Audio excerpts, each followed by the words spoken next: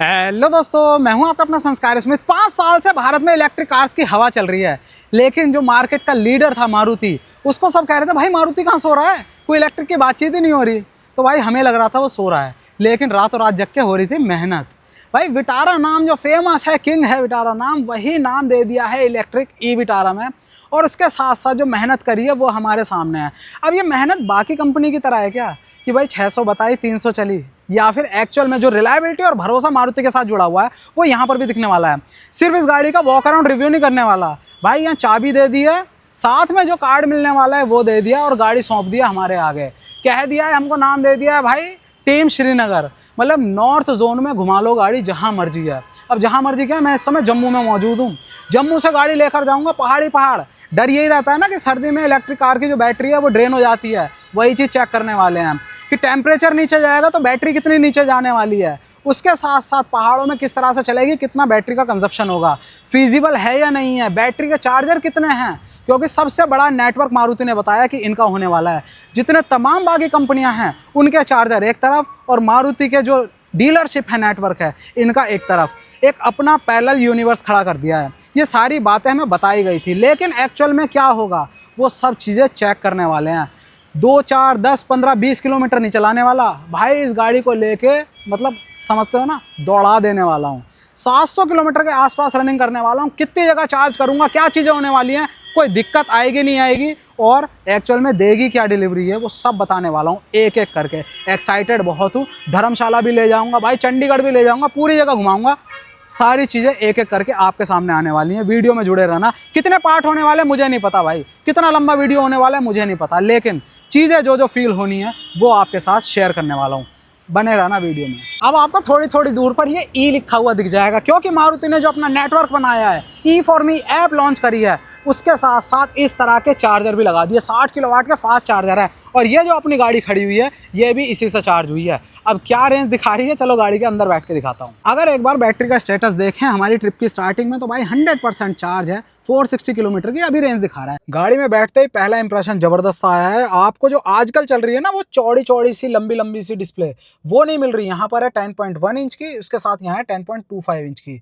साथ में जितना भी ये ग्लॉसी पार्ट है, इसकी वजह से ओवरऑल जो कैबिन का एक्सपीरियंस है वो प्रीमियम सा बन रहा है। क्लासिक इंटीरियर दिया हुआ है ब्लैक के साथ ब्राउन का, जो सबको ही अच्छा लगता है।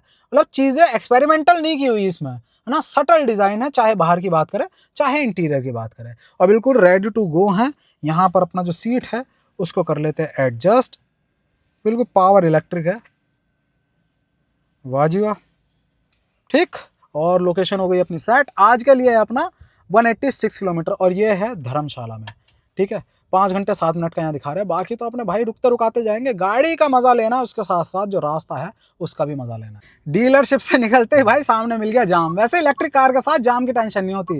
पेट्रोल और डीजल गाड़ियां जैसे ही जाम में आती है एकदम माइलेज उसका ड्रॉप होने लगता है, लेकिन इलेक्ट्रिक कार की बात करें तो भाई रीजनरेशन सिस्टम काम आता है। सबसे ज्यादा पसंद है ईवी गाड़ियों को ट्रैफिक जाम। जितनी ब्रेक दबेगी उतनी खुद से चार्ज होती है, रेंज की कोई टेंशन नहीं है भाई। लगभग 1 घंटा होने को आया भाई, तब से जाम में ही फंसा हुआ था। मतलब मैं जहां से गाड़ी ली है ना, वहां से 1-1.5 किलोमीटर चल पाया हूँ, अब जाके ये ब्लू लाइन हुई है। लेकिन अच्छी चीज़ है, उससे नीचे देखो 99% दिखा रहा, मतलब खड़े रहने पर भी जाम में भी ज़्यादा कोई बैटरी लेवल पे ना दिक्कत नहीं हुई। यार एक चीज़ तो है, जब तक हमारे पास फीचर्स नहीं होते तब तक हमें फीचर्स ऐसा लगता है कि यार ठीक है इसके बिना भी तो काम चल जा रहा है, लेकिन जब आप वो गाड़ी चला रहे होते जिसमें वो सारे फीचर्स हैं तब आपको उनकी वैल्यू पता लगती है। जैसे अब मुझे पता लग रही है, देख रहे हो ये ORVM में ब्लाइंड स्पॉट मॉनिटरिंग की लाइट जल रही है। भाई वैसे तो इसके बिना भी गाड़ी चलाते हैं हम, लेकिन जब से ये आया है तब से कुछ ऐसी जगहों पे बाइक वाले आ जा रहे हैं जो हमें इसमें दिखते नहीं है, ब्लाइंड स्पॉट पे होते हैं, और भाई ये लाइट जल जाती है, तब समझ में आ जाता है कुछ ना कुछ तो है। करीब 1-1.5 घंटा चलाते हुए हो गया गाड़ी को, और सबसे अच्छी चीज़ इसमें ये लग रही है, जो प्रोजेक्शन दिया था इसने 100% पर, उसी के अकॉर्डिंग ही डाउन हो रही है रेंज। आप ये देखो, लगभग 50 किलोमीटर में चल लिया हूँ और अभी भी 11% डाउन हुई है, 402 की रेंज दिखा रहा है। मतलब जो चीज़ ट्रिप स्टार्ट करते हुए दिखाई थी उसी के अकॉर्डिंग डाउन हो रही है रेंज। इंडेफिनेट नहीं है ये, जो इंडेफिनेट एकदम से ड्रॉप हो जाता है ना, वही तो रेंज एंजाइटी हम पे डेवलप करता है। ऐसे हम प्लान पूरी कर सकते हैं ट्रिप कि जितनी बताई है उसी के अकॉर्डिंग ही ड्रॉप हो रही है, और वैसे ही हम कहीं भी ब्रेक ले सकते हैं। भाई ईवीज में हम जनरली देखते हैं कि जो सस्पेंशन है उसको थोड़ा सा हार्डर साइड लिया जाता है, क्योंकि भाई पावर ही इतनी होती है ना उसको मेंटेन करने के लिए, स्टेबिलिटी बनाए रखने के लिए। लेकिन सरप्राइजिंगली इसमें ऐसी चीज है भाई, देखो जरा आप मीटर, पिकअप इतना तगड़ा, स्टेबिलिटी इतनी सॉलिड, मैं 120 पे हूँ और भाई पता नहीं लग रहा। और सबसे अच्छी चीज है, इसी स्पीड के साथ अगर रफ पैच आ जाता है तो वहां पर गाड़ी धड़म धड़म ऐसे नहीं नाच रही, वहां पर उसको भी गड्ढों को सोख कर जा रही है ये। मैं कुछ ईवीज चलाई हैं जिनकी हाई स्पीड पे स्टेबिलिटी है वो अच्छी है, बहुत बढ़िया है, लेकिन जैसे ही रफ पैच आता है वहां पर पूरी गाड़ी हिल जाती है सस्पेंशन की वजह से, हार्डर सस्पेंशन की वजह से। लेकिन यहाँ पर हर चीज ऐसे मेंटेन है, चाहे गड्ढे हो चाहे रफ पैच हो कुछ हो।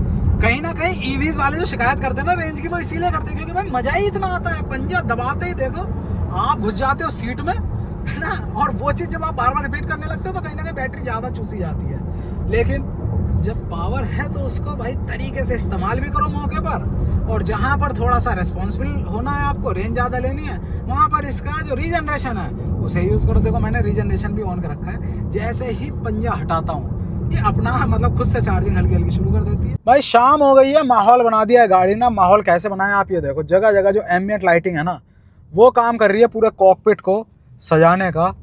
अपने हिसाब से आप लाइटिंग भी चेंज कर सकते हो, जो आपको माहौल चाहिए। देखो फुटवेल में भी लाइट वाइट है अच्छी खासी, ठीक। तो ये तो सिस्टम है। बाकी इसके अलावा बात करें हेडलैम्प की, क्योंकि रात होते ही ये सवाल आता है भाई थ्रो कैसा है, एलईडी के साथ अक्सर ही आता है। तो भाई थ्रो की कहानी ये है, कुछ मैंने बहुत लोगों को अच्छी अच्छी गाड़ियों का थ्रो बुरा बताते देखा है। तो आप अगर जज करोगे ना थ्रो को, तो पिच डार्क रोड जहां पर हो, जहां पर आपके अलावा कोई और लाइट ना हो, वहां पर चेक करो। अक्सर लोग बारिश में या गीली रोड पे चेक करते हैं, भाई उस पर मत करो, उस पर तो कोई भी अच्छी खासी लाइट भी फीकी पड़ जाती है। और उसके साथ साथ सामने से जब कोई बहुत तेज लाइट आ रही होती है वहां पर कहते हैं हमारी लाइट कम पड़ गई, तो भाई ठीक है, उसने अंधाधुंध लगा रखी है।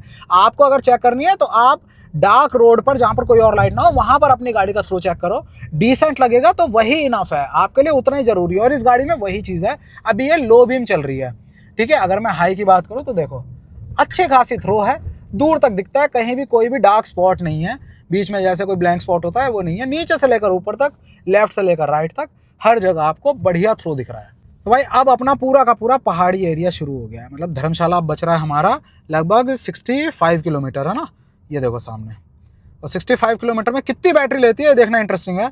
क्योंकि हम सोच के तो यही आए थे कि भाई 65 किलोमीटर है और अपने पास बहुत बैटरी बची है, लेकिन अगर बिल्कुल ज़्यादा ही चूसने लगी है बैटरी तब कैसे प्लान करेंगे हम। यहाँ देखना बहुत सही रहेगा।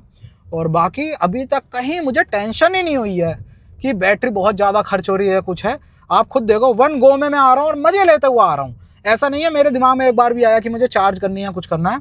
आप देखो 65 किलोमीटर अभी बच रही है और 276 किलोमीटर अभी बता रहा है यार, क्या बात है भाई। इसमें है स्मार्ट जो अपना हेडलैम्प असिस्ट होता है ना वो, और वो कितना स्मार्ट है वो अब पता लगा है जैसी रात हुई और मैं पहाड़ी इलाके में आया हूँ।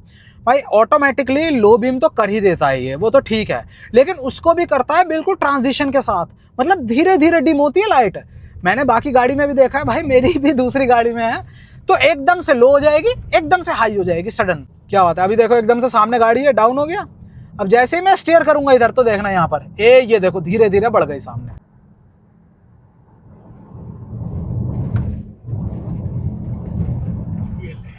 तो पहुंच गए धर्मशाला, रात के हो गए हैं 8:45। बीच का मैं रास्ता ज़्यादा दिखा नहीं पाया क्योंकि भाई हम ही टाइम से पीछे चल रहे थे। रास्ते में इतना जाम मिला और वो सारी कंडीशंस मिली हैं जिससे किसी भी गाड़ी का माइलेज गिरता है, चाहे वो पेट्रोल डीजल हो चाहे वो ईवी हो। भाई जाम मिला, जाम के साथ साथ जो पूरा रास्ता था है ना, लगभग 200 किलोमीटर का अपना स्ट्रेच था। उस 200 किलोमीटर में 70 किलोमीटर अपना चढ़ाई वाला ही था, मतलब पहाड़ी पे चढ़ना ही चढ़ना था हमने। और वो भी काम चल रहा था भाई, जगह जगह ब्रेक लग रही है, टूटा रास्ता है, सारी कंडीशंस ऐसी थी जिसमें कोई भी गाड़ी मतलब कमी एवरेज देगी। लेकिन फिर भी सरप्राइजिंगली इतना कॉन्फिडेंस दिया यार, पहली बार में बिल्कुल ऐसा मतलब क्या था ना, खुल के ही चला रहा था। जहाँ पंजा दबाना है वहाँ दबाया मैंने, किसी तरह की कोई टेंशन नहीं ली। आओ मैं दिखाता हूँ जरा इस समय यहाँ पहुँच के क्या कंडीशन है। ये देखो यहाँ पहुँचने के बाद भी वैसे टेम्परेचर हो रहा है अपने यहाँ इस समय 12 डिग्री। ये देखो जरा 36% है और 154 की ये दिखा रहा है अभी रेंज, मतलब 154। भाई कमाल ही हो गया। अब है इसको चार्जिंग का टाइम, अपने भी चार्ज होते हैं, हर गाड़ी को भी चार्जिंग पे भेजते हैं। मन कर रहा है और चलाने का, इसीलिए अब इसको फुल चार्ज करके कल फिर से चलेंगे। बाकी चीज़ें कल कर भाई जबड़ा रोका हुआ है अपना कैसे बोल रहा है मुझे पता है, 11 डिग्री हो गया टेम्परेचर। चलो भाई चलते हैं अंदर, गुड नाइट आज के लिए, और कल का दिन जल्दी जल्दी शुरू करके भाई टाइम से पीछे नहीं रहना, कल भी बहुत कुछ है दिखाने के लिए। तो भाई गुड मॉर्निंग हो गई है नेक्स्ट डे की अपनी धर्मशाला से। सुबह सुबह जल्दी टाइम भाई ऐसी जगहों पे यही होता है, उठने का एक बार नज़ारा देखो। रात को जब आए थे हो गई थी हमें देर, और यही कहा गया था होटल की तरफ से कि सर जब सुबह होगी तब आप नज़ारा देखना। भाई क्या व्यू आ रहा है, पूरा धर्मशाला हमारे सामने है। और आपको अगर मैं जूम करके दिखाऊं तो देखो ये क्या दिख रहा है भाई, क्रिकेट के दीवानों के लिए सामने जन्नत, जिसे दुनिया का सबसे सुंदर स्टेडियम कहा जाता है ना, वो हमारे सामने है। भाई ये चीज़ देख के पता लग रहा है क्यों भागदौड़ से बच के यहाँ आया जाता है। लेकिन भागदौड़ हमारा पीछा नहीं छोड़ रही है, आज बहुत तगड़ी भागदौड़ है भाई। करीब 500 से 600 किलोमीटर गाड़ी ड्राइव होनी है आज, और देखते हैं क्या क्या चीज़ आती है। कल तो बहुत ही मज़ा आया वाकई में, जो एक्सपेक्टेड था। इवन चढ़ाई के बाद, जाम के बाद, सारी चीज़ों के बाद, जो भी सारी विपरीत परिस्थितियाँ थी गाड़ी के लिए, उन सब के बाद भी बहुत सही रेंज दी गाड़ी ने। एंजाइटी बिल्कुल नहीं हुई, और आज भी पूरी उम्मीद है।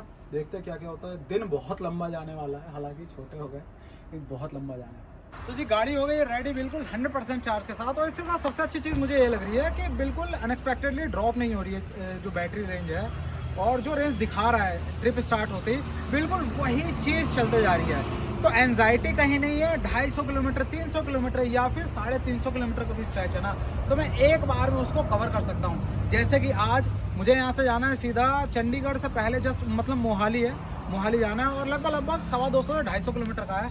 तो मुझे रुकना नहीं है, मुझे देखना नहीं है बार बार कि कितनी रेंज रह गई है और कितनी कंजप्शन हो रहा है। मुझे बस एक बार में चले जाना है। और जो सबसे बड़ा ड्रॉबैक होता है ना किसी भी इलेक्ट्रिक गाड़ी के लिए, वो यही एंजाइटी रहती है, और वो धीरे धीरे ई विटारा की वजह से ओवरकम हो रही है, इसकी रिलायबिलिटी की वजह से। तो चलें फिर हाँ, वाह जी वाह, करते हैं श्री गणेश। वाह भाई वाह। तो ट्रिप स्टार्ट हो गई है अपनी सुबह सुबह 8:52 पे, और डिस्टेंस दिखा रहा है देखो पूरे 5 घंटे का ट्रैवल है, 227 किलोमीटर। ठीक है, लेकिन अपन को टेंशन ही नहीं है, क्योंकि यार ई विटारा है अपने पास, 100% यहाँ पर चार्ज है, और 420 की रेंज दिखा रहा है। और धुप्पल वाली 420 रेंज नहीं है, ये एक्चुअल वाली है, क्योंकि कल जो भी मैंने चलाई है उससे पूरी तरह से भरोसा हो गया है। अब मुझे बार बार जो ई फॉर्मी ऐप भी बनाई है इन्होंने, उसमें झांकना नहीं है मुझे। और वैसे भी अब चार्जिंग के लिए जैसे हम पेट्रोल पंप या फिर ढाबे वगैरह ढूंढते थे ना, वो भी नहीं ढूंढने, क्योंकि इन्होंने इतना बड़ा चार्जिंग नेटवर्क बना दिया। हम जब भी हाईवे पे चलते हैं तो हमें नेक्सा, एरिना, इनके या शोरूम्स दिख जाते हैं, नहीं तो सर्विस सेंटर दिख जाते हैं। तो अब तो उसमें भी चार्जिंग फैसिलिटी है, अब कोई टेंशन वाली बात ही नहीं है। और उसके साथ साथ जब ऐसा प्रॉमिसिंग एफर्ट मिल रहा है गाड़ी की तरफ से, आउटपुट मिल रहा है, तो क्या ही कहने। भाई बज चुका है 1:30, अब 8:55 पे सुबह गाड़ी उठाई थी और अब 1:30 बज गया। तब से क्या करा भाई, तब से बस गाड़ी खींची ही है। मैंने बताया था आज बहुत ट्रैवल करना है, बहुत कितना। वहां से धर्मशाला से अपन को जाना है मोहाली, फिर मोहाली में मीटिंग है करीब 1-1.5 घंटे की, और फिर 1-1.5 घंटे बाद फिर सीधा वहां से निकल जाना है दिल्ली के लिए। अब करीब 550, 540, 550 मतलब ऐसे ही बैठेगा, इतना टोटल रन है, क्योंकि दिल्ली में चलना 550 किलोमीटर मान लो, इतना टोटल रन है। लेकिन फिर भी अंदर कुछ बात ही नहीं आ रही ऐसे कि भाई इलेक्ट्रिक गाड़ी है, कहाँ चार्ज करें कहाँ ना करें। आप ये देखो इतना खींचते हुए लाए हो यार, मैं मतलब भले ही ढलान था, रिजनरेशन खुद करती, फिर भी मैं सटासट मार के लाया हूँ। और भाई अभी भी आप देखोगे अपना रह गया है टोटल जो डेस्टिनेशन है 62 किलोमीटर रह गई है, मतलब अराउंड हम 190 किलोमीटर चल लिए हैं, है ना। और उसके बाद भी 190 किलोमीटर करीब चलने के बाद भी जो बैटरी गई है वो गई है लगभग 46%। देखो 54% अभी बच रहा है। भाई क्या ही गजब दे रही है यार, ये देखो जरा यहाँ 54% अभी बच रहा है, और 233 अभी दिखा रहा है। ये मैं मतलब इसे सल्यूट कर रहा हूँ कि जितना प्रिसाइजली स्टार्टिंग की उसमें ट्रिप में दिखाते हैं उतना ही। और मैंने एक इको मोड लगाया ही नहीं है भाई, इको मोड पे नहीं है। क्या बात है, इसे कहते हैं भाई असली प्रिसीजन। मैं अगर 80% टोटल जो क्लेम रेंज होती है, मैं हर गाड़ी में यही सोच के चलता हूँ कि भाई सारे लॉसेस को और सारी चीज़ों को कवर करके टोटल 80% वो डिलीवर कर दे, बस वो इनफ है। लेकिन जो 80% हमने माना है वो बिल्कुल प्रिसाइजली डिलीवर करे। ये ना हो हर क्लाइमेट के अकॉर्डिंग, हर टेरेन के अकॉर्डिंग वो अपने आप को चेंज करता रहे। और स्टेबिलिटी की तो कसमें खा लो यार इसकी। क्या मतलब, मैं अब तक जितनी ईवी चलाई हैं, मैं सीरियसली कह रहा हूँ, जो भी होता मैं कह देता, सीरियसली कह रहा हूँ, अब तक का बेस्ट सस्पेंशन सेटअप है। जहाँ गड्ढे हैं वहाँ सोख कर ले रहा है। और हाई स्पीड पर मैं 110 115 ऐसे चला रहा हूँ जब तक मीटर नहीं देखूंगा नहीं समझ में आएगा कितने पे चल रही है गाड़ी।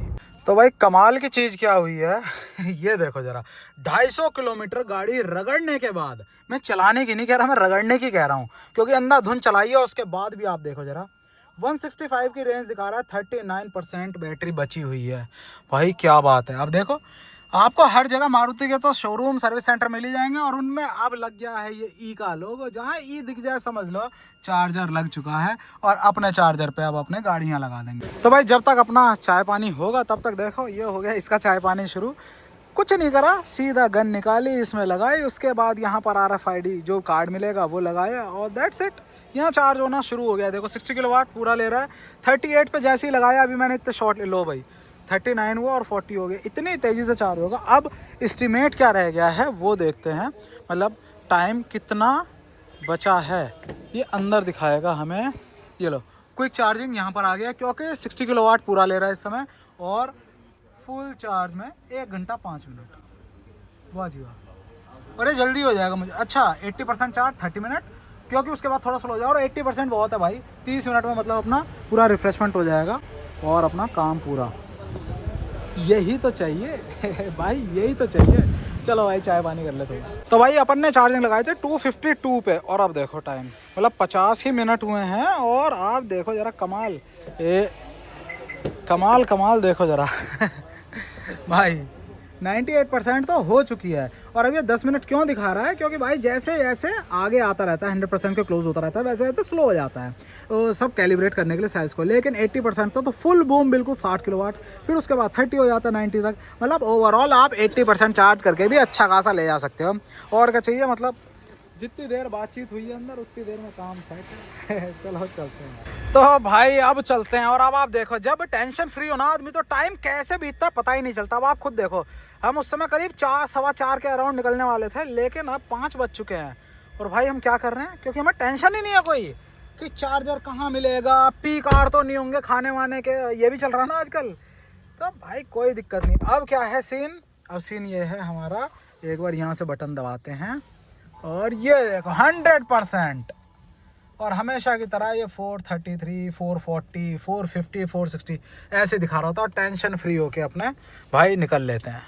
तो देखो भाई ये अपना है 5 घंटे 18 मिनट दिखा रहा है, और डिस्टेंस है, अरे आजा भाई, हाँ 283 किलोमीटर का। अभी भी इसमें भी कुछ जाम जूम से निकालेंगे, मतलब 285 290 मान लो, हाँ इतना अपने चलने वाले हैं।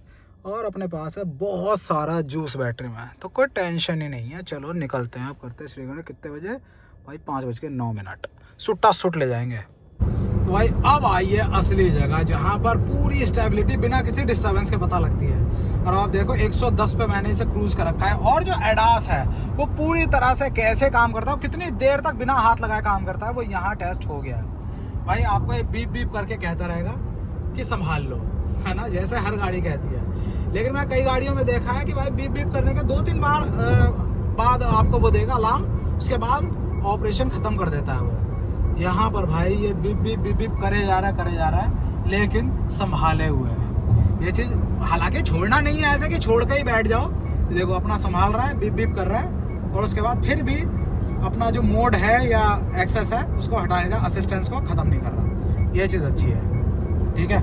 और उसके साथ साथ स्टेबिलिटी 110 पे आप देख रहे हो बिना किसी टेंशन के। भाई अभी तो मैं बिल्कुल इधर वाली लेन पे हूँ, तब ये सड़ हो रहा है, जब बीच वाली लेन पे जाए तब तो बिल्कुल ही पता नहीं लगता कि क्या स्पीड है। स्टेबिलिटी बहुत बढ़िया है ओवरऑल। कहीं इतनी स्पीड में बीच में कोई हार्ड बम्प आ जाता है तो धक्के से लगती है ना गाड़ी तेज स्पीड में, हार्ड सस्पेंशन है, इसमें वो चीज़ नहीं हो रही। आप देखो जब से मैं बात कर रहा हूँ वो बीप बीप कर रही है, सिर्फ मैं टेस्टिंग के लिए कर रहा हूँ, आगे ध्यान है पूरा, ठीक है। मन तो करता है कि भाई पकड़ लो, लेकिन भाई भरोसा दिला रही है, चाहे रेंज की बात करें, चाहे इन इलेक्ट्रॉनिक्स या फीचर्स की बात करें, भरोसा तो दिला रही है भाई ऐसे।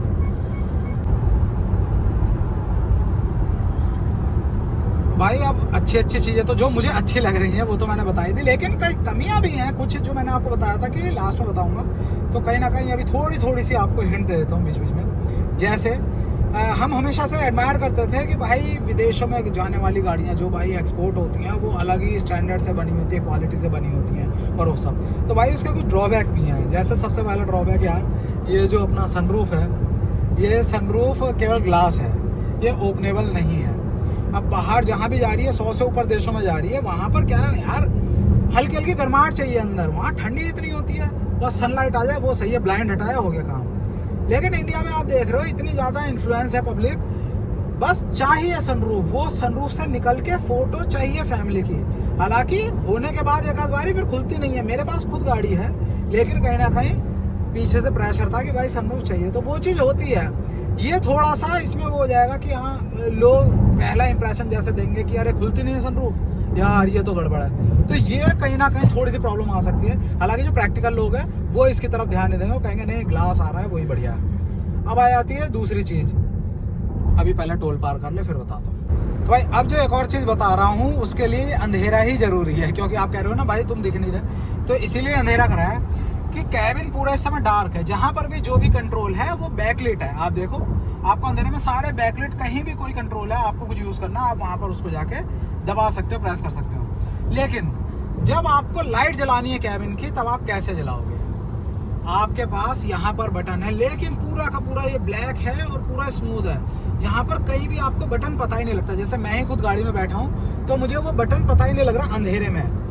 और लाइट जला के ही आपको कुछ देखना है तो लाइट जल नहीं पाती। यहाँ पर ये हो सकता था, ये जो यहाँ पर बटन्स है ये बैकलिट हो जाते बहुत हल्के हल्के से, है ना। जैसे ये कंट्रोल्स होते हैं यहाँ पर बहुत डिम बैकलिट होते हैं सारे। देखो इधर के भी सारे विंडो के बटन सारे बैकलिट हैं, बढ़िया लग रहे हैं, है ना। पता भी हमें कौन सा बटन कहाँ है।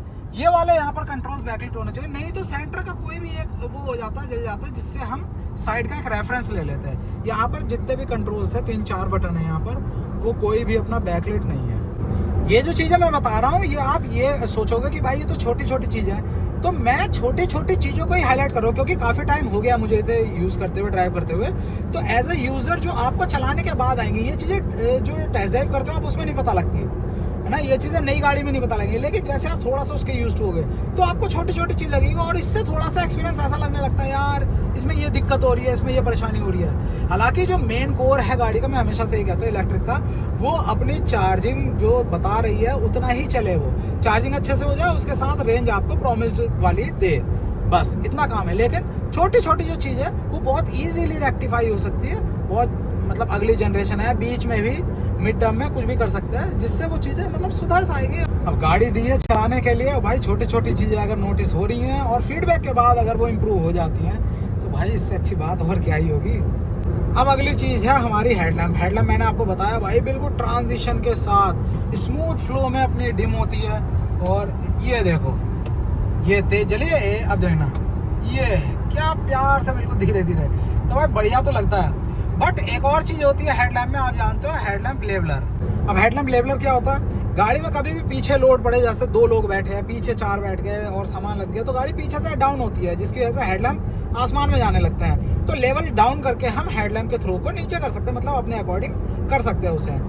अब यहाँ पर बताया गया है मुझे, क्योंकि मुझे कहीं इसमें कंट्रोल नहीं दिख रहा था, ना इसमें मैनुअल दिख रहा था, ना इसमें स्क्रॉल दिख रहा था, ना इसमें डिजिटल डिस्प्ले में दिखा, इसमें कहीं भी नहीं दिखा।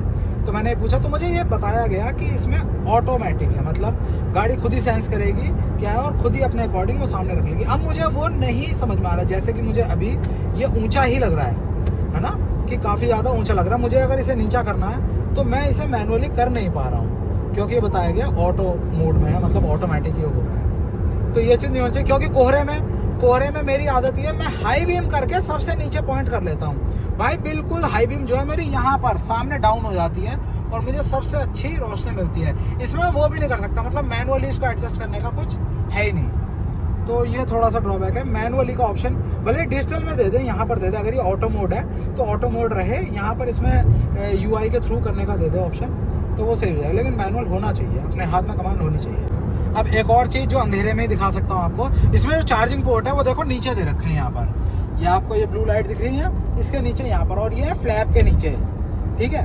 अब मुझे अगर इसको चार्जिंग पे लगाना है तो मुझे वो दिखता तो है ही नहीं यहाँ से, क्योंकि ये ऊपर का जो शेड जैसा है, ये देखो मैं लाइट जलाता हूँ, ये जो ऊपर का हिस्सा है ये अड़ता है, मेरी नज़र में मुझे वो नहीं दिख रहा, तो मैं अंदाजे से ही ऐसे करके उसमें लगाऊंगा। अब वो अंदाजे से लगाने में ये दिक्कत है भाई, टाइप सी पोर्ट है वो, उसमें जाता ही नहीं है, क्योंकि एक हाथ से तो मुझे उसका जो फ्लैप है उसे ऊपर करना पड़ता है, और दूसरे मतलब उंगली से मतलब पूरा एडजस्टमेंट ऐसे करना पड़ जाता है कि नहीं है। ये कर सकते थे, या तो वो फ्लैप ना होता है या फिर वो बैकलिट होता। आजकल पोर्ट्स आ रहे हैं वो बैकलिट है। बैकलिट होने पर मुझे अंदाज़ा लग जा रहा है, अगर मैं थोड़ा सा अपना डायरेक्शन बना के देखूंगा तो मुझे अंदाज़ा लग जा रहा है कहाँ पर मुझे इसको इंसर्ट करना है। अब वो चीज़ ऐसे नहीं दिख पा रही, यही चीज़ आगे है फ्लैप और यही चीज़ पीछे है, तो थोड़ा सा अनकंफर्टेबल सा हो जा रहा है वो पोर्ट लगाना। अगर पोर्ट या सामने होता तो बहुत इजीली हो जाता, लेकिन वो है नीचे, और नीचे थोड़ा सा इशू। अब देखो एक और चीज़ इसमें कि इस वाली गाड़ी में मतलब ई-विटारा से ही कंपनी ने शुरू करा है कि एलईडी लैंप दिए हैं, वो भी फोकस वाले हैं। अब आप इन लैंप्स की वजह है, मतलब इसका फ़ायदा ये है कि जहाँ मुझे चाहिए होती है रोशनी, कुछ भी रीड करना है, कुछ पढ़ना है, तो वहीं पर ही थ्रू होता है, आंखों की तरफ चमक नहीं आती। ये बहुत सही चीज़ है, बढ़िया हो रहा है। बट तब क्या, जब मुझे अपना फेस देखना है वैनिटी मिरर में, क्योंकि इसके वैनिटी मिरर में कोई भी वैनिटी लैंप नहीं दी गई है। मोस्टली अगर मुझे फेस देखना है अपना, तो मैं वैनिटी मिरर में ओपन करता हूँ, मतलब इस सेगमेंट की गाड़ी की बात कर रहा हूँ मैं, इस बजट की गाड़ी की। यहाँ पर जैसे ही ओपन करता हूँ तो भाई यहाँ पर लैंप होती है, वो लैंप हमारे फेस पर रोशनी मारती है, जिससे मैं अपना फेस इजीली देख सकता हूँ यहाँ पर। लेकिन इसमें वो नहीं है, और ये जो लैंप है, ये वाली लैंप भी पूरी तरह से फेस को लाइट अप नहीं कर रही है, क्योंकि इसका ओरिएंटेशन ही मतलब इसको बनाया ही ऐसा गया है कि वो यहीं पर ही रोशनी रखे। तो ये तो बहुत बढ़िया है, ये बहुत बढ़िया चीज़ दी गई है, लेकिन यहाँ पर लैंप देना चाहिए था, एक वैनिटी लैंप। यहाँ भी नहीं है और दूसरी साइड भी नहीं है, को पैसेंजर साइड भी नहीं है ये। हाँ भाई, आप देखो एक और चीज़ जो नोटिस हुई है इतने टाइम में, मेंस जनरली मतलब जो भी चलाएगा ऐसे, चाहे मैन चलाए वुमेन चलाए, ये वाला हाथ मोस्टली खाली नहीं रहता, मतलब रिस्ट यहाँ की कि अपना, या आदमियों के हाथ में ऐसे घड़ी रहेगी, लेडीज़ भी होंगी वो घड़ी पहनेंगी, ब्रेसलेट कुछ भी पहनेंगे, मतलब आजकल एसेसरी यार कुछ ना कुछ हाथ में होती है। उसकी वजह से ये जो पूरा ग्लॉसी पार्ट है ना यार, ये बहुत जल्दी स्क्रैच से भर जाएगा। ये देखो हाथ यहाँ रहेगा, अगर मैं ऐसे चला भी रहा हूँ तो क्या है, ये घड़ी लग रही है ना इस पे, देखो मैं हाथ ये ऐसे तो रखूंगा नहीं, यहाँ पर हाथ ऐसे ही रहेगा मेरा, कुछ ना कुछ या ऑपरेट करूंगा, कुछ भी होगा तो भाई ये लगेगी इसमें। ये देखो जरा, और ये ग्लॉसी होने की वजह से, ग्लॉसी हो चाहे ये वैसा भी होता, मैट भी होता ना, ग्लॉसी ही जच रहा है इस पर, लेकिन मैट भी होता तो मैट पे भी स्क्रैचेस आते हैं, जिस तरह की ये जगह है। तो भाई ये करना चाहिए कंपनी ने, रखो ग्लॉसी ही, लेकिन इसके लिए एसेसरी में तुरंत गाड़ी लॉन्च होने के साथ ही एक स्क्रैच गार्ड साथ के साथ ऑफर कर दो एसेसरी में ही, जिसकी वजह से आदमी जैसे ही गाड़ी ले वो तुरंत इस पे लगवा ले आपके शोरूम से ही, और उसकी गाड़ी पे स्क्रैच ना लगे। भाई ये चीज़ बहुत ज़रूरी है, क्योंकि यही इसकी मेन हाईलाइट है, सेंटर कंसोल यही पूरा लुक दे रहा है, चाहे आप पीछे बैठे हो यहाँ बैठे हो, आपको यही हिस्सा है पूरा प्रीमियम फील कराएगा। और इसकी सेफ्टी जब तक गाड़ी है तब तक होनी ही चाहिए भाई, क्योंकि बहुत खूबसूरत बनाया ना ये, तो ये करना चाहिए भाई। इसकी सेफ्टी के लिए एक स्क्रैच गार्ड पूरा का पूरा एक शीट जैसी एक ऑफर होनी चाहिए। अब आप कहोगे भाई कमियाँ ही कमियाँ गिना रहे हो, नहीं भाई अच्छी चीज़ है, मैं शुरुआत से बताता आ रहा हूँ। जो मेन चीज़ है रेंज की, रिलायबिलिटी की, वो सारी चीज़ें फुलफिल हो रही हैं इसमें। उसके साथ साथ मैं ये बताऊँ, जब से मैंने ये चलाया है भाई अब तक ये हैंग ही नहीं हुआ है, ये स्मूथली काम कर रहा है बहुत बढ़िया तरीके से। कहीं ये ऑटो डिस्कनेक्ट अब तक एक बार हुआ है, वो भी वो जोन ऐसा था, वो एरिया मतलब एक ही बार हुआ है टोटल जब से गाड़ी चल रही है अब तक। और कनेक्टिविटी में भी कोई दिक्कत नहीं, ऐसा नहीं है कि डिस्कनेक्ट हुआ और फिर कनेक्ट ही नहीं हो पा रहा था, चाहे डिस्कनेक्ट हुआ तुरंत का तुरंत रिकनेक्ट भी हो गया, है ना। रिकनेक्ट होते हुए मुझे पता लगा कि डिस्कनेक्ट हो गया था ये, बाकी अब तक कोई ग्लिच नहीं आया, हर तरह से बिल्कुल परफेक्ट है। बार बार स्विच होता है, जैसे ट्रैफिक में होती है गाड़ी, अगले सेंसर काम करते हैं, तुरंत ये अपने आप 360 पे आ जाता है। ये देखो 360 पे आ जाता है, तो दोबारा से जब वो एंड्रॉइड ऑटो चालू होता है तो बिल्कुल भी लैग नहीं होता, अटकता नहीं है, क्योंकि वहाँ पर स्विच हो रहे हैं दोनों फीचर आपस में, तो वहाँ पर भी बहुत स्मूथली हो जाता है। तो ओवरऑल फीचर वगैरह की बात करें तो सब कुछ ओके रिपोर्ट तरीके से काम कर रहे हैं। और उसके साथ साथ जो अपना बाकी का देखो, जैसे मैंने अभी ये बंद करा, बिल्कुल परफेक्ट है, कोई कहीं लैग भी नहीं करता जरा सा भी। इसी चीज़ का तो मतलब जो एक ट्रस्ट फैक्टर बना हुआ है ना मारुति को लेकर, यही है कि जैसे जैसे आप जिस चीज़ को एक्सपेक्ट करोगे वो वैसा ही परफॉर्म करेगी। बिल्कुल स्टीयरिंग बिल्कुल बढ़िया, एडास है, ऑन स्पॉट काम कर रहा है, बिल्कुल जो चाहिए। देखो जरा, जहाँ मैं छोड़ दूँ वहीं एकदम पकड़ लेता है, पूरी तरह काम करने लगता है, स्टेबिलिटी बढ़िया है। ओवरऑल छोटे छोटे जो मैं आपको निगल्स बता रहा हूँ, निगल्स क्या वो लैग कर जा रही है अगर आप ओनरशिप इसकी करते हो। हाँ, आप यूज टू कर लोगे इन चीज़ों के, लेकिन आप थोड़ा सा महसूस करोगे तो वो चीज़ों को मैं हाईलाइट कर दे रहा हूँ, जिससे भाई कर ले यार कंपनी। बाकी तो सब यार ज़बरदस्त बढ़िया आइटम। तो भाई अब देखो बड़ी इंटरेस्टिंग सी चीज़ हो रही है कि हम चल रहे हैं दिल्ली कटरा एक्सप्रेस वे जो बना हुआ है स्ट्रेच, उस पर लगातार 120 पर ही गाड़ी खींच रखी है। अब इलेक्ट्रिक गाड़ी के लिए जो एक जीवनदान है वो है इसका रीजनरेशन सिस्टम। अब ब्रेकिंग हो नहीं रही है और गाड़ी 120 पे तनातन चली हुई है। तो भाई रिजल्ट है ये कि आप यहाँ देखो 139 की रेंज दिखा रहा है और 32% बैटरी बची है अभी। और अगर बात करें यहाँ की, और हमारी मंजिल है 96 किलोमीटर दूर। अब मतलब क्लोज आ रहा है मामला। अब मेन चीज़ देखनी है कि लगभग 10% के करीब इस हिसाब से बचेगी बैटरी। लेकिन ये देखना है जो लिम्प मोड आ जाता है ना, जो कंट्रोल में हो जाती है सारी चीज़ें, वो कितने % पे आता है। कहीं ऐसा ना हो मंजिल पे पहुंच तो जाएंगे लेकिन जो वो है परफॉर्मेंस है उसको डाउन हो गए। ये देखते क्या होता है, ट्रायल हो रहा है भाई।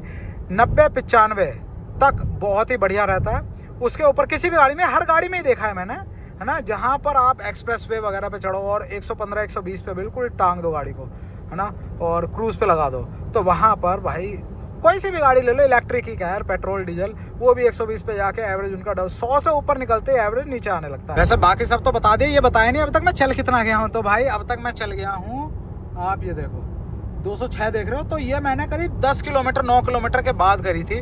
तो लगभग मैं चल गया हूँ इसमें 215-216 किलोमीटर ये मैं चल चुका हूँ। और उतने में ये मोटा मोटा आप ये देखो 70% के करीब, मतलब आप ये समझ लो यार 220 किलोमीटर में ये 70% एग्जॉस्ट, तेज स्पीड में, फुल फर्राटेदार स्पीड में, मतलब 120 पे रख के। तो जी खेल अब शुरू हुआ है। जो क्लोज बिल्कुल मामला होने जा रहा था ना, तो वो और ज़्यादा क्लोज आ रहा है। अब हमारे पास 18% पे ड्रॉप हो चुकी है ये, और 81 की रेंज दिखा रहा है। और मैंने अब लगाई है ये इको पे। अब देखते हैं इको पे कंजप्शन कितना कम हो जा रहा है। पावर वगैरह में कोई डिफरेंस नहीं पता लग रहा है इको मोड में, बस मे भी हो सकता है जो टॉप रेंज आती है वो डाउन हो जाए, लेकिन अब मैं उसका रिस्क नहीं लूँगा। फिलहाल अपनी जो डिस्टेंस है अभी दिखा रहा है देखो 54 किलोमीटर और 53 मिनट यहाँ पर अपनी है 81 की। तो ऐसे तो चली जाएगी, लेकिन आराम से चलाने पर तो कोई टेंशन ही नहीं है। लेकिन मैं ये सोच रहा हूँ ना, मैंने कहा अगर मैं 70, 80, 90 तक भी चलाता हूँ तब कितना क्लोज होता है मामला। बस ये है। अगर अब तक की जर्नी को सम अप करूँ मैं, तो भाई 120 पे बिल्कुल बिना ब्रेक के पूरे एक्सप्रेस वे पे कहीं कुछ नहीं हुआ। बिना ब्रेक के गाड़ी एक साथ बिल्कुल स्टीयरिंग सीधा होके एडहास से चलती आई है। और 2 घंटे में अपन ने 240 किलोमीटर कवर करे। और ये टोटल लगभग 252-253 किलोमीटर, 247 हो गया ना लगभग ये। तो 9 किलोमीटर और इसमें ऐड कर दो तो लगभग 256 किलोमीटर अपना चली 80 लगभग, हाँ 82% में। तो भाई 120 पे तो कंजप्शन बढ़ ही जाता है, ये तो है भाई। एक चीज़ तो नोटिस हो रही है, जो इको मोड है उसमें एक्सेलरेशन, जैसे पहले एकदम जूम करके भाग रहा था ना, तो वो चीज़ थोड़ी सी लिमिट हो गई है। मतलब जितने घोड़े हैं इसमें वो थोड़े से कंट्रोल में आ गए हैं, जिसकी वजह से खपत भी भाई ऑटोमेटिकली कमी होगी। हाँ टॉप स्पीड तो बंद ही जाएगी, टॉप स्पीड भी लिमिट होगी, लेकिन जो ओवरऑल परफॉर्मेंस है या जो मोटर अपना पावर देती है ना, वो थोड़ी सी कम हो गई है। जिसकी वजह से भाई हमें चाहिए क्या, हमें थोड़ी सी रेंज ज़्यादा चाहिए कि जो बैटरी है वो थोड़ी सी कम ले, और वही काम ये करेगी बिल्कुल। और 74 है अपडेट, 74 की रेंज 17% दिखा रहा है यहाँ पर। और अपनी डेस्टिनेशन है 48 किलोमीटर। तो भाई खेल बहुत ही रोमांचक दौर पे आ चुका है। यहाँ पर हमको एरर मिल गया कि high voltage battery is low, please charge. और यहाँ पर ये सिंबल आ गया है, 11% बच रही है, 47 की रेंज दिखा रहा है। और हमारी जो मंजिल है वो है 22 किलोमीटर। देखने में बहुत ईजी लग रहा है और हो भी ईजीली जाएगा, लेकिन कंडीशन बस एक ही रखनी है कि भाई 80 तक ही चलानी है। 82, 80 ऐसे में चला रहा हूँ, तो आराम से। तो इस बेहद ही रोमांचक मुकाबले को अंत तक पहुंचाते हुए, क्या बात है, बहुत ही खूबसूरत तरीके से है क्या क्लोज मैच हुआ है भाई। आप ये देखो 6% बची थी और 27 किलोमीटर दिखा रही थी, और हम पहुंच चुके हैं भाई अपने डेस्टिनेशन पर। अब आपको एक चीज़ बताऊं, जो लास्ट का मामला है, मतलब पूरा 300 अब ये चल गई है, और मैंने ये लगाया था 248 पर, मतलब 52 किलोमीटर चली है 12% में। 18% पे मैंने लगाया था और यहाँ 248 थे। तो भाई इस हिसाब से इको मोड का स्टैट्स है। बाकी जो कहानी है बाकी तो बढ़िया ही है भाई। नॉन स्टॉप लेकर आए हैं बिल्कुल धनाधन, चीज़ें जो समझ में आई हैं वो यही कि गाड़ी बहुत प्रॉमिसिंग है। देखो ये इसको करते हैं, हाँ गाड़ी बहुत प्रॉमिसिंग है, कोई मतलब ग्लिच वैसा नहीं आया किसी भी तरह का, ना मैकेनिकल कोई भी दिक्कत आई, ना कि सॉफ्टवेयर से रिलेटेड, सब कुछ ओके था। चीज़ें जो समझ में आई हैं, जो बाकी ईवीज़ के साथ होता है, बाकी आइस इंजन के साथ होता है, वही इसके साथ भी हुआ कि भाई 100 से ऊपर खून पीने लगती है इसकी भी जो जान है वो चूसने लगती है। जैसे बाकी टाइम पे हमने चलाया करीब लंबे लंबे उस पे रास्ते पे हम 250-250 किलोमीटर जब अपने धर्मशाला में गए थे, वहाँ पर जाने पर भी इसकी जो बैटरी थी वो लगभग 60% 65% खर्च हुई थी बस। लेकिन जैसे ही हमने 120 पे चलाई है भाई, धुआंधार है ना, कोई बिना ब्रेक ही नहीं लिया, ना रीजनरेशन का कोई उम्मीद ही नहीं आई इसमें, एक्सप्रेस वे पे चले तो भाई वहाँ आते ही इसकी बैटरी बहुत जल्दी जल्दी चूसी है। और आपने देखा ही सारा खेल, लगभग 240 किलोमीटर में ही इसकी 80% के अराउंड, 248 में देखो 82% गई थी। तो यही कहानी है, 80 to 90 चलाओ, 85-90 चलाओगे बहुत बढ़िया देगी। मतलब यही गाड़ी मैं खुद अभी भी कह रहा हूँ कि लगभग 430-440 ये आराम से निकालेगी अगर 85-90 तक रखेंगे। 100 कभी कभी बीच में एक्सेलरेट करके टच कर लो वो। बाकी ओवरऑल प्रोडक्ट जो एक ईवी का कोर मैं हमेशा से कहता आ रहा हूँ, एक सोल होती है कि जितनी बैटरी कही जाए उतना चले, उतने पे चलेगी अगर आप इसके कंडीशंस के अकॉर्डिंग इसे चलाओगे। बाकी एसी ओके रिपोर्ट था, सारे सॉफ्टवेयर सारी चीज़ें ओके रिपोर्ट थी। जो छोटी छोटी एक यूज़र को आएंगी प्रॉब्लम जब वो यूज़ करेगा, प्रॉब्लम भी क्या है आपको ऐसा लगेगा यार यहाँ ऐसा क्यों नहीं है या यहाँ ऐसा क्यों नहीं है, वो चीज़ मैंने बता दी। वो स्कोप ऑफ इम्प्रूवमेंट हर चीज़ में रहते हैं, वो छोटी छोटी चीज़ें वो भी इम्प्रूव हो जाएंगी बिल्कुल अगर फीडबैक को लिया जाएगा। और मैं वीडियो में भी इसीलिए बोल रहा हूँ कि पूरी कंप्लीट टीम तक ही पहुँच जाए। बाकी जो भी मुझसे फीडबैक मांगेगा, जो भी कंसर्निंग टीम है, उनको तो मैं सारी चीज़ें बोलूँगा ही। जैसे लाइट वाले वो होने चाहिए जो अपने USB पोर्ट है, फ्लैप है चाहे फ्लैप हटा दो, नहीं तो बैक में लाइट होनी चाहिए। उसके साथ साथ यहाँ पर मैंने ये बता दिया, यहाँ पर ये बैक लाइट होने चाहिए, यहाँ पर लाइट होनी चाहिए, ठीक है, वाइजर में। साथ में अपना साथ में क्या होता है, थोड़ा सा कैमरा क्वालिटी इम्प्रूव हो सकती है इसकी ना, मतलब कैमरा थोड़ा सा वैसा है, देखो आपको रिवर्स लगा के दिखाता हूँ ये। और कहीं ना कहीं ये भी इसलिए भी रेजोल्यूशन ज़्यादा हो जाता है तो भाई वही लोड लेने लगता है। मैंने देखा अक्सर फ्लिप करने में, स्विच करने में अटक जाते हैं। तो एक रीज़न ये भी होता है, ये अटक ही नहीं रहा है बिल्कुल, क्योंकि थोड़ा रेजोल्यूशन कम है, और रेजोल्यूशन कम है तो डेटा भी कम ले रहा होता है, आप समझ ही रहे हो ना। लेकिन फिलहाल आज के लिए अगर आज ये ली जाती है, और हाँ एक और चीज़ जो सनरूफ है, मुद्दा कोई नहीं है, ये मत कहना कि भाई क्या ही मतलब है सनरूफ का। हाँ मैं खुद कह रहा हूँ मतलब कोई नहीं, लेकिन एक प्रोडक्ट पे अगर कोई भी लेने जाता है तो उनके लिए भाई इंडियंस हैं हम, इमोशनल अटैचमेंट हो जाता है कि भाई प्रीमियम चीज़ है। सनरूफ आज के टाइम में लैंडमार्क बन चुका है प्रीमियमनेस का, तो वो ओपनेबल हो सकती है। बाकी ये छोटी मोटी चीज़ है, बाकी तो सब सेट है। और आपको वीडियो कैसा लगा, मेहनत बहुत करी है, आंखें देख रहे हो, 3.5 घंटे रात को सोए थे, बस दनादन लेकर आए हैं। लगभग गाड़ी टोटल अगर मैं मानूँ तो चला लिया हमने 750 किलोमीटर। बहुत होता है 750 किलोमीटर किसी प्रोडक्ट को समझने के लिए, और उसमें छोटी छोटी चीज़ों को जैसे मैंने पॉइंट आउट करी है वो बताने के लिए। तो वीडियो अच्छा लगा हो, गाड़ी तो अच्छी हाँ समझ में आई है ठीक है, वो लगी हो आपको भी तो प्लीज़ लाइक करना, वीडियो को शेयर करना, मेरे दोस्त का सब्सक्राइब कर लेना संस्कार इसमें चैनल को। और अब इसे लगाते हैं वापस इसके खुराक पर देख रहे हो लिप टिप चल रही है उसकी, ठीक है भाई। ओके रिपोर्ट, जय हिंद।